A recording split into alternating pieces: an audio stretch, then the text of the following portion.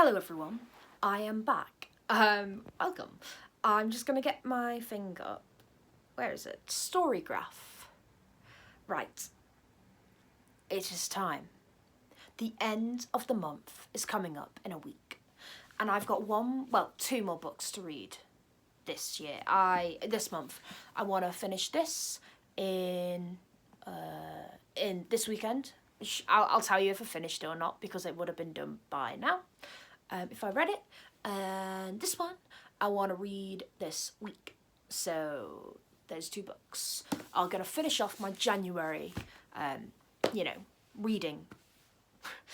But it's coming up to February now. I think it will already be Feb when this video is posted. So let's get my February to TBR sorted out.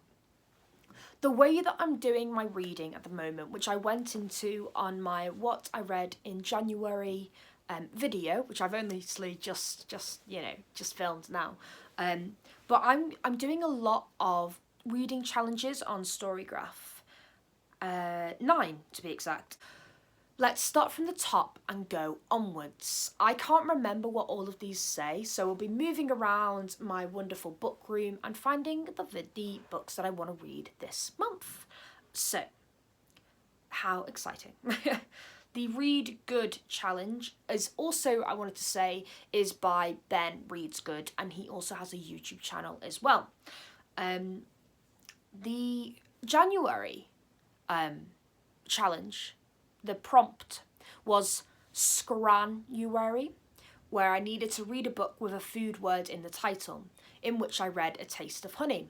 Again, I'm not going to go into this too much because I've posted about it before, so if you want to figure out about how I felt about the books I read in January, please feel free to watch that video. But the February one, and this is the only one that I knew about actually, or the one that I've remembered, because I'm not actually going to do it. I'm going to do the bonus prompt that Ben has decided if you can't do any prompt on his list of prompts, that's the one you do instead. And it can be done at any time, as long as you only do it once.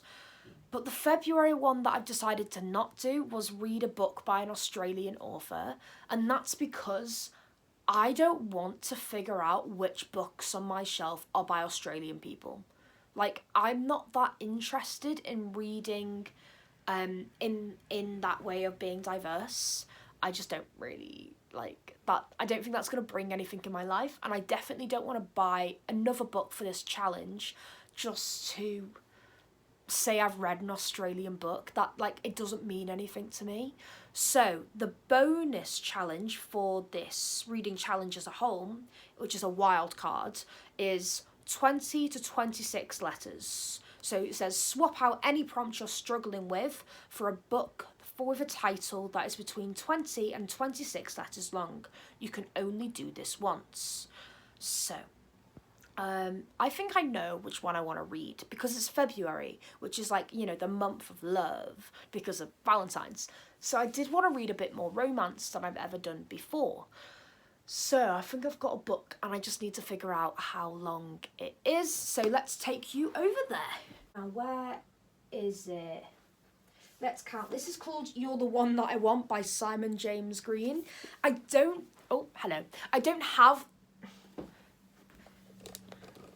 Hello. I can sit down now rather than squatting. I don't have that many romance on my shelves. And this is gay, I think. So let's read it. According to the rule, Freddie has to say yes. Freddie is unremarkable, too unremarkable. In fact, his teachers and fellow students keep forgetting who he is. Even his TV producer mum thinks he's a disappointment. After embarrassing himself in front of Jasper Perry, the gorgeous TV star of his mum's new show, Freddie decides to try something different, saying yes to every opportunity. That's how Freddie ends up auditioning for the school musical, Grease, actually going to parties and flirting with hot new boy Zach. That's me! That's me! He's become a whole new Freddie, maybe even one that his mum might be proud of. But the path to love is never smooth, and sometimes you have to get things wrong in order to work out what and who you really want. let's count, because it needs to be either between 20 and 26. It might not be. 1, 2, 3, 4, 5, 6, 7, 8, 9, 10, 11, 12, 13, 14, 15, 16, 17, 20. Oh, that was close. It's just a bit of fun, really, isn't it? I don't know. It's not something I usually read. I think I got this.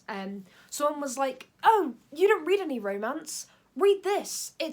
Someone gave it to me and I don't want it." So I have it now. And I think that was a few years ago and I haven't even looked at it, to be fair. But why not? It seems pretty chill. Seems pretty fun.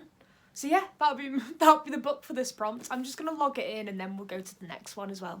Buzzword cover challenge is next. And that is cover featuring a silhouette. A silhouette is the image of a person, animal, object or scene represented as a solid shape of a single colour, usually black. With its edges, it just says what a silhouette is. Fair enough. Maybe not everyone knows. And actually, I wanted to stick with the romance, or the queerness, I feel, is part of romance, for me at least, as well as it being a lot of other things. And let me find it. Was I thinking about this one? Oh, it's not silhouetted. I thought it was. It's not really. Purple. Why not? Why not? This is the silhouette. It's cool. I think it's a bit scary. Not scary, sad. Let me read about it. And then I'll decide. I'll read the blurb for you for this one as well. So, I don't know if I'm a bit scared to read this one, but it's on my shelf and I feel like I should read the books on my shelves, honestly. And it is supposed to be absolutely amazing, so why not? Okay. Set in the deep American South between the wars, the colour purple is the tale of Celie, a young black girl born into poverty and segregation. Repeatedly by the man she calls father, she has 2 children taken away from her, is separated from her beloved sister Nettie, and is trapped into an ugly marriage. But then she meets the glamorous Shug Avery, singer and magic maker, a woman who has taken charge of her own destiny. Gradually, Celie discovers the power and joy of her own spirit, freeing her from her past and reuniting her with who she loves. I didn't know this was queer. Did I? Maybe I did, and I forgot. Okay, let's go. Yeah, okay. We're doing it. And that's 2 romance. I know that's start, and it's a lot darker than the other romance book I have on my list, but it's important to read widely within a genre, isn't it? So yeah, let's read that. I'm just moving on from my leftist theory book challenge, just because I know I want to go and buy a book for that specifically, which I'm going to do tomorrow, which I'm going to bring you along for, and which I might have already posted. That was a lot of sentences, but I will post a picture of the book I bought and what I'm going to read here. Yeah. Cool. I'm excited. Let's go. But for the next reading challenge, which is Wheel of the Year Sidekick Witch Challenge, which is basically, if you know the Wheel of the Year, you know how the year is split up into Sabbats, and just following the seasons properly, I guess. Yeah, that's what it's about. So I've actually got a couple books to read for this one. I'm just going to choose one of them. This prompt is: in bulk is the day of good riddance. Declutter, spring clean, dump that toxic situationship, and read a book that has been rotting on your TBR and/or has barely survived the last declutter of your bookshelves. So a book that has been rotting on my shelf. I don't know. I feel like I want to read more non-fiction. I want to try and like, I think last year I literally, like, it was 50% non-fiction and 50% fiction, which was awesome. And I might want to do that again. So I'm gonna go down there. You join me. So, something that has been on my shelf for a long time. How to be a Tudor? I know, I'm just a bit nerdy, aren't I? Let's see. 300 pages. No, I'm all right. I don't know. I want to make sure that I'm reading widely. Let's go over there. See what I've got. 84 Charing Cross Road. No, I need it to be like a while. Maybe one of these. This has been on my shelf for a while. I can't even remember what it's about. But I know it's queer. And it's written by a black author, I believe. This book is called All Boys Aren't Blue, a memoir manifesto by George M. Johnson. On the back it just says, be bold and brave and queer. It's such a beautiful cover as well. And inside it says, this is the story of George Matthew Johnson. This is a story for us all. In his groundbreaking young adult memoir, prominent writer and LGBTQIA+ activist George M. Johnson shares both glorious and gut-wrenching memories of growing up black and queer in America. From getting bullied at age 5, to visiting flea markets with his loving grandmother, to the thrilling frontiers of first relationships, Johnson's early life is a profound tapestry of everyday experiences. As a rising star in cultural criticism, Johnson turns his passion for exploring intersectional identities to his own life by weaving questions of gender, masculinity, brotherhood, family, and black joy throughout his stories. Posing the same questions to the reader, he invites us to consider what social influences have governed our own lives. Most central to Johnson's story is how to reconcile his blackness and his queerness, identities that are sometimes at odds in his story. The answer is a reassuring testimony for queer men of colour. They are equal parts to a whole and perfectly designed person. The bravery with which Johnson shares his story is breathtaking. All Boys Aren't Blue establishes his legacy as an essential voice among young adults for generations to come. That sounds absolutely beautiful. And that is the book that I'm going to read, because I believe I've had this on my shelf since 2020. But isn't that great? What I love... Okay, right. Let's talk about this. Yes, I do have a lot of books on my shelf that are unread. But isn't it great that I can just come in like it's a bookshop? Like I can just come in and be like, what do you mean I've got this book? What is this book about? I can't remember. And then I pick it up and I'm like, that sounds absolutely beautiful. I can't remember why I picked it up or when, but I need it right now. And then I've got loads of books like that, and it just feels like I'm in abundance, and I love that feeling. So yeah, that's my next book. I'll send you around for the next one. Okay. My next one is the Aurelium 2025 Plus Challenge, Adventures in Eldia, which is by Book Roast on YouTube. And the February challenge, it's like, read a book. So there's 4 options. Read a book from the top shelf, the middle left side, the bottom shelf, or the top right side. Or like stuff like that. So, this could be my 500-page book.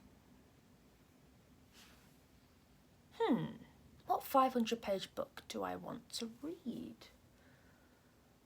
I think I want to read another fiction, non-fiction. I don't know if I have any that are over 500 pages. Let's look at my fiction stuff for this. Oh, yeah. Hello.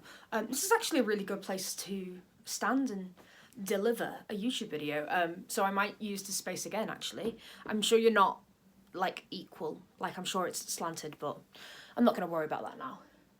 I need a 500-page book. Oh, I've read Dean Atta's other book, Black Flamingo, and loved it. And it's 500 pages, more than 500 pages. Oh, and it's also like poetry sections in it, so it's small. It might be done in the same way as Black Flamingo is, which is like all of its poetry. And it's a romance. Cool, okay, cool. So, this is the book, and I found it, yeah, on my top shelf, my top left shelf, so I'll put that in just for like the data. Only on the Weekends by Dean Atta. This is what it looks like. How pretty. Yay. And I really, really loved Black Flamingo. It is like one of my favourite books when I read it. It was so, so good. So this one is 15-year-old Mac is a hopeless romantic. He's had a crush on Karim for what feels like forever, but he can't believe it when gorgeous popular Karim seems into him too. But when Mac's dad gets a film directing job in Scotland, Mac moves with him and soon discovers how painful long distance is. Love shouldn't only be on the weekends. That's what the book is called, but it is. It's made worse by the fact that Karim... Is it Karim? Or Karim? Maybe Karim. I'll look into it. I think it's just like whatever Dean Atta's kind of decided, because I'm sure you can say it both ways. Can be so hard to read. Then Mac meets actor Finlay on set and experiences something electric. Mac never thought he'd find love, and now two boys want him. How long until his old and new life collide? Great. I am excited. I love Dean Atta's other book, so I should enjoy this. And although it is a 500 at more than 5... How many pages is it? Let's have a little look. It is 521 pages. It's probably not going to take me that long because of how it's written. Cool. Hello. I'm not going to worry about the Stardew Valley challenge because that actually lasts until March. And there's only 4 books in there, and I've already read 2 of them.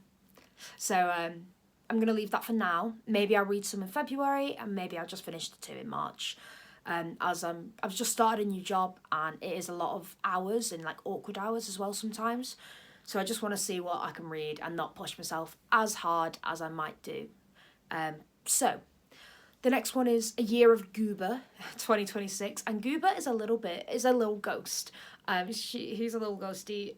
It's very cute, and it's by the YouTuber Jashi Corin. Yeah, and the February challenge, there's 2. I don't have to complete both of them, but there is 2. Oh, by the way, Goober is a little ghost who runs a bakery, and each year, the year of Goobers, Goober tries different jobs. And I think last year, I didn't do it last year, but I think he was a florist last year. And now, he's a little bakery guy. We love Goober. It's adorable. So, each prompt is like something that, like he makes a cake. He learns how to make a cake through different prompts. So the January ones was I could either figure out how to make a sourdough or banana bread, and although I love banana bread more, I chose sourdough, which was, the prompt was first book in a series / a prequel, which I read the Book of Dust for and really loved it. And that was also my January 500 plus page book. So my February choices is Red Velvet Cupcake, contains romance, or a macaron, a colourful cover. Let's look for another romance book and see where we get. Brown, a romance. I've heard good things about it, which is why I probably bought it. A bit of a long one, isn't it? Well, how many pages is this? Oh, 367. Okay, cool. Let's read it, but we'll carry on looking. Chloe Brown is a chronically ill computer geek with a goal, a plan, and a list. After almost but not quite dying, she's come up with a list of directives to help her get a life. 1. Enjoy a drunken night out. 2. Ride a motorbike. 3. Go camping. 4. Have meaningless but thoroughly enjoyable sex. 5. Travel the world with nothing but hand luggage. And 6. Do something bad. But it's not easy being bad, even when you're written out step-by-step guidelines. What Chloe needs is a teacher, and she knows just the man for the job. Redford, Red Morgan. With tattoos and a motorbike, Red is the perfect helper in her mission to rebel.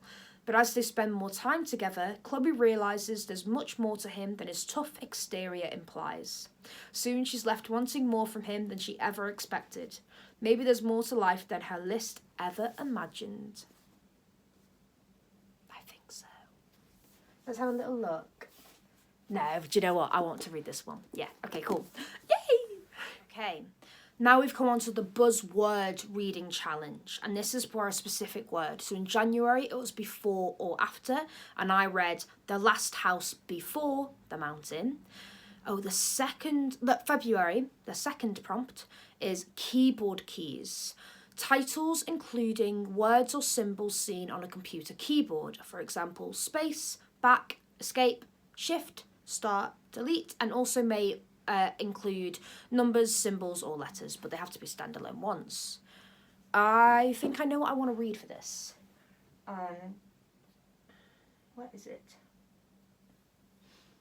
I thought it was a white side, but I don't think it is. Here it is. The Poet X, and it's again another poetry book, which honestly, like, I know I've got only on the weekends as well, but I think because, like I said before, like, because I've got like this big job and it is taking up a lot of my time and a lot of my energy, it might be good to have big books that I can read but are just like, you know, like, oh, that's the end of the chapter, like, they're poetry, but also follows a story, which I think is cool. So yeah, I can't actually remember. Oh yeah, The Poet X, that's why. It's a separate, standalone. You can find that on your keyboard. So yeah, this is called The Poet X, a novel by Elizabeth Acevedo. I don't know how to say her name, so I'm just going to look it up just so I know how to. So Xiomara has always kept her words to herself. In her Harlem neighbourhood, her fists and her fierceness do the talking. But X has secrets. Her feelings for a boy in her bio class, the notebook full of poems that she keeps under her bed, and a slam poetry club that will put those secrets into the spotlight. That's really cool. Because in spite of a world that might not want to hear her, Xiomara refuses to stay silent. A novel about first love and finding your own voice. I'm really enjoying the fact that there's like a lot of romance, of course, but also a lot of young adult stuff. That's really cool. Like, I don't really want to read, like, I don't know, like, I just think it's cute. I'm really excited for the month because it'll be really adorable, I think. So yeah, I'm also aware that a lot of what I've just picked out is fiction, and I did say I wanted to read more non-fiction as well, but like at the end of the day, I also wanted to say that I wanted to read more, like, in my head, I don't know if I actually said it to you, but like more black and brown authors, because my January reading wasn't as diverse in that way as I wanted it to be, nor was it queer as much as I wanted it to be. So I'm happy with what's going on. This includes, I'm just going to read them out again, just in case you missed it or were on your phone or something. The Poet X by Elizabeth Acevedo. Get a Life, Chloe Brown by Talia Hibbert. Only on the Weekends by Dean Atta. All Boys Aren't Blue by George M. Johnson. The Colour Purple by Alice Walker. And You're the One That I Want by Simon James Green. 7 books for February 2026. We'll see how far I go. I might not like reading romance. I feel like the only romance books I've read is Heartstopper, and they're graphic novels, which is very different. So we'll see. I'm excited nonetheless. And I'll let you know how I get on. I might do a few reading vlogs here and there throughout the month. So yeah, have a wonderful day. I hope you enjoyed watching this video, and I'll see you later. Goodbye.